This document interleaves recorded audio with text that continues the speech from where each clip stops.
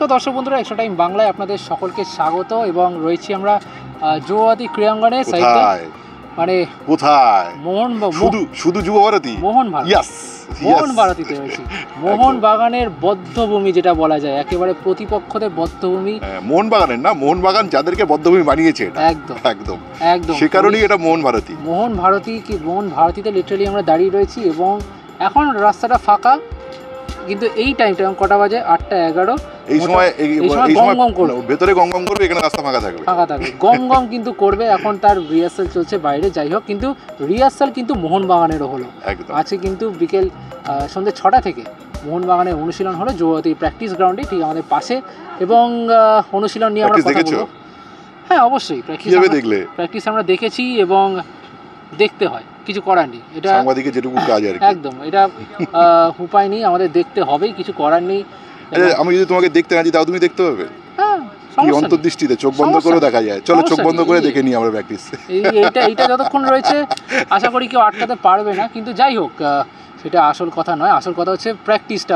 আমাদের সমর্থকরা, যারা দর্শকরা রয়েছে, মোহনবাগান সমর্থক, তারা অপেক্ষা করছে যে কি আপডেট। আসলে সমস্যা হচ্ছে এক্সট্রা টাইম যদি প্র্যাকটিস না দেখে, তাহলে এই যে 2.5 লাখ আর 3 লাখ যে আমাদের সঙ্গে যে ফেসবুক এবং ইউটিউবে যারা সম্পৃক্ত রয়েছেন, সংখ্যাটা 5.5 লাখের ওপরে, তাদের প্রতি ইনজাস্টিস করা হবে। একদম, তাই আমাদেরকে প্র্যাকটিস দেখতে হয়। হ্যাঁ, একদম, যেভাবেই হোক, যে শত বাধা কাটিয়ে আমরা দেখি। এবং আজকের অনুশীলন যদি আমরা বলি সাইফদা, তবে আমরা এমন নয় যে অপোনেন্টের সুবিধা করে দেবো, এমন কোনো বিষয়বস্তু নয়।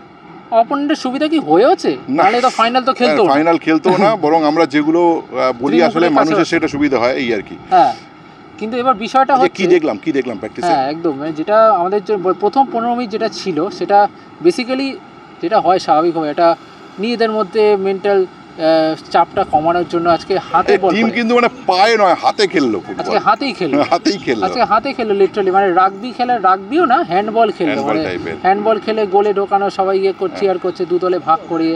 এটা হয় যেটা অনুশীলনের শুরুতে মোহনবাগান করে থাকে, এমনি অনেক দলই করে থাকে, নিজেদের মধ্যে একটা মজার ছলে কিছু খেলা করে থাকে। কিন্তু তারপর কিন্তু মানে যখন আমরা বেরিয়ে আসলাম, তারপরে কিন্তু মেন অনুশীলনটা শুরু হলো। এবং অনুশীলনে যেটা দেখলাম, মানে খুব অভিনবত্ব কিছু নেই। দু দলে ভাগ করে খেলানো থেকে শুরু করে সেট পিস, এবং শেষের দিকে আমরা দেখলাম একটা কোণে গিয়ে দল প্লেয়ারগুলোকে স্প্রিন্ট রানিং করাচ্ছে। অর্থাৎ আমি সাইফদা তোমাকে জিজ্ঞেস করব, এই যে স্প্রিন্ট রানিং করাচ্ছে, এখন আমরা দেখছি খুব হিউমিড আর্দ্র পরিবেশ, সেখানে দাঁড়িয়ে কি প্লেয়ারদের এই গরমের সাথে মানিয়ে নেওয়ার জন্য কি? দেখো সুপারহাজি ফুটবলে তো নিশ্চয়ই এটা 100 মিটার স্প্রিন্ট নয়, 200 মিটার নয়, 800 মিটারও নয়। ফুটবল হচ্ছে শাটেল স্পিড। তোমার অধিকাংশই তোমার 10 to 20 মিটার যে ছোটো ছোটো স্পেল থাকে, তার উপরে শাটেল স্পিড তুলতে হয়। এখন কথা হচ্ছে হিটের সঙ্গেও একটা ব্যাপার আছে। খেলাটাকে টানা না খেলে, ছোটো ছোটো স্পেলে খেললে, আমার মনে হয় দেখো দুটো টিমেই, মানে তুমি যখন খেলতে থাকবে, তুমি যখন নিজেদের মধ্যেও খেলবে, অপোনেন্ট কিন্তু সেক্ষেত্রে শক্তি ক্ষয় হবে। কারণ কলকাতায় এই মুহূর্তে 42-43 চলছে, রাত্রেবেলা হয়তো কমে ওটা 32-33 চলবে, এবং এই মুহূর্তে দাঁড়িয়ে আছে, দরদর করে ঘাম হচ্ছে। এই যে পরিস্থিতি আছে, আমার মনে হয় ছোটো ছোটো স্পেলে খেলাই ভালো, আর এই ছোটো ছোটো স্প্রিন্টই বেশি ইম্পর্টেন্ট রোল প্লে করবে। ধরো একটা টিম সে যদি মনে করে আমি 1.5 থেকে 2 মিনিট আমি খুব গতিতে ফুটবল খেলবো, 1.5 থেকে 2 মিনিট অনলি, তারপরে খেলাটাকে আমি রেজিস্ট করবো, বা খেলাটাকে আমি স্লো রেগুলেট করে দেবো, নিজেদের মধ্যে শুধু পাস খেলবো, এবং যেটাকে বলে কি বলবো, মানে পজিশনাল ফুটবলে চলে আসবো নিজেদের মধ্যে। কিন্তু ওই যে ছোটো ছোটো স্পেলটা খুব অ্যাটাকিং হবে, খুব ধাক্কা হবে, এই ধাক্কাটা কিন্তু অপোনেন্টকে ভেঙে দেবে। আমার মনে হয় এই দৌড়গুলো খুব কাজে লাগবে। একদম। এবং আমরা যেটা দেখলাম, মানে প্রথম একাদশটা অনুধাবন করার একটু চেষ্টা করলাম যে কি হতে পারে। প্রথম একাদশ তো সব্যসাচী নিয়মিত প্রতিদিন সকালবেলা দিচ্ছে, তুমি কালকেই দেবে। হ্যাঁ, আজকে তুমি একটা জিনিস আমরা আলোচনা করতে পারি যে সিডিএম পজিশনটাই কি দাঁড়াতে পারে মোহনবাগান, এটা তুমি একটু বলো, তারপর আমি বলি। দেখছি বিশেষ করে আগের দিন তো থাপার টাংরি শুরু করেছিল, থাপা টাংরি কাউকে শুরু করেছিল মাঝখানটা যেটা, এবং তারপরে দেখা গেল প্ল্যান বিতে কিছু পরিবর্তন, বিশেষ করে সাহালের নামাটা খুব ইম্পর্টেন্ট রোল প্লে করলো। সূর্যবংশী নেমেছিল, সাহালের নামাটা খুব ইম্পর্টেন্ট রোল প্লে করেছিল। সাহাল কি শুরু থেকে খেলবে বলে তোমার মনে হয়? আমার মনে হচ্ছে না, কারণ আমার মনে হয় না উইনিং কম্বিনেশনটা ভেঙে হয়তো শুরু করে মোহনবাগান। কারণ মুম্বাইয়ের যে আক্রমণটা, সেটাকে কোথাও কি আটকানোর জন্য হয়তো দীপক টাংরিকে একটা ইউজ করতে পারে। যদিও তাদের ভ্যান নিয়েফ নেই, তাদের আরেকজন সিডিএম, মুম্বাইয়ের সিডিএম যিনি রয়েছেন, আকাশ মিশ্রাও নেই। একজন তারকা, সেটা মোহনবাগানের অ্যাডভান্টেজ হবে খুবই। কিন্তু তা সত্ত্বেও হয়তো প্রথম দিকে মুম্বাইকে আটকানোর জন্য হয়তো আমার হয় দীপক টাঙ্গরিকে। তবে আর একটা কথা কি, আজকে প্রেস মিটে আমাদের কপিতেই দেখছিলাম যে আন্তোনিও লোপেজ হাভাস বলেছেন যে 45 মিনিটে অর্থাৎ হাফ টাইমেই খেলা শেষ করে দেবো। আরে ভাই, এ তো দেখছি হিন্দি সিনেমার ডায়লগ। হ্যাঁ, তুমি যাই করবে করো, হাফ টাইমে তোমায় খতম করে দেবো টাইপের। হ্যাঁ, অথচ তিনি বলছেন আমি মাফিয়া নই, আমি ফুটবল খেলেই জিতবো। আসলে দলের মাফিয়া বোধ হয় বা ডন বোধ হয় ওই মানুষটাই, আন্তোনিও লোপেজ হাভাস। নয়তো সে কোন সাহসে।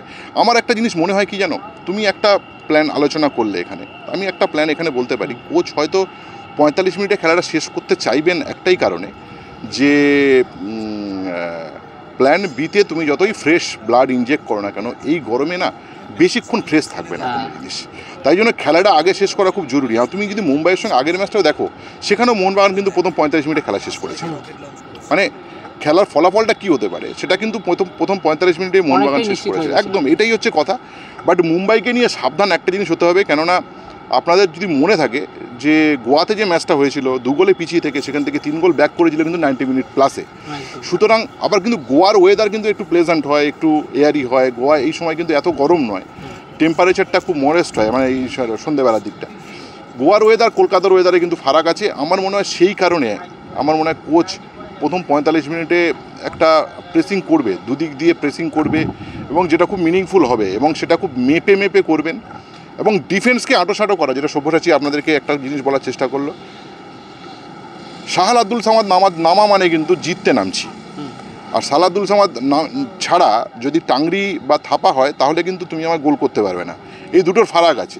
ডিফেন্সিভ অর্গানাইজেশনটা অনেক ক্লিয়ার করবেন সেক্ষেত্রে 4 ব্যাক কী রাখবেন সেটা খুব ইম্পর্ট্যান্ট হবে এই জায়গাতে। হামিলকে নামিয়ে দেবেন কি পরে নামাবেন, আগে নামাবেন, এগুলো খুব ইম্পর্ট্যান্ট রোল প্লে করবে। এবং আগের দিন একটু স্টেজ করতে গিয়ে হালকা ইনজুরি হয়েছিল, যে কারণে দীপেন্দু নেমেছিল। আনোয়ারকে আজকে খুব তরতাজা লাগলো। যতই গরম হোক, সকালে সবজির মতোই কিন্তু তরতাজা। একদম। এবার আমার মনে হয় যে যেটার জন্য অপেক্ষা করছে এই অনুশীলনটা, আমার মনে হয় অনুশীলনে আপনারা দেখছেন এই ভিডিওর মাঝখানে সেটা থাকলো, তার সঙ্গে অনুশীলনটা শেষ করি। আমরা এই ভিডিও শেষ করলাম, দেখুন। এবং আপনারাও লিখুন এর তলায় যে ফার্স্ট একাদশ কী হতে পারে, বা সাহালকে প্রথম থেকে চান কিনা। শেষ করো তুমি, বলো। একদম সাবস্ক্রাইব করার কথা বলো। হবে, একদম হবে, সাবস্ক্রাইবটা হবে দরকার। আর মানুষ করছেও, পরপর যাচ্ছে সুন্দর। কিন্তু আমার মনে হয় আরও মানুষ প্লিজ সাবস্ক্রাইব করুন আমাদের। শুধু ইউটিউব চ্যানেলটাকে সাবস্ক্রাইব করলে মানে ফেসবুকেও একটু আমাদেরকে ফলো করুন, ইনস্টাগ্রামেও আমাদের ফলো করুন, টুইটারে ফলো করুন, সমস্ত জায়গায় ফলো করুন। আমরা সব জায়গায় আছি, সমস্যা নেই, কেউ আমাদের আটকাতে পারবে না। একদম। নমস্কার, সঙ্গে থাকুন এক্সট্রা টাইম।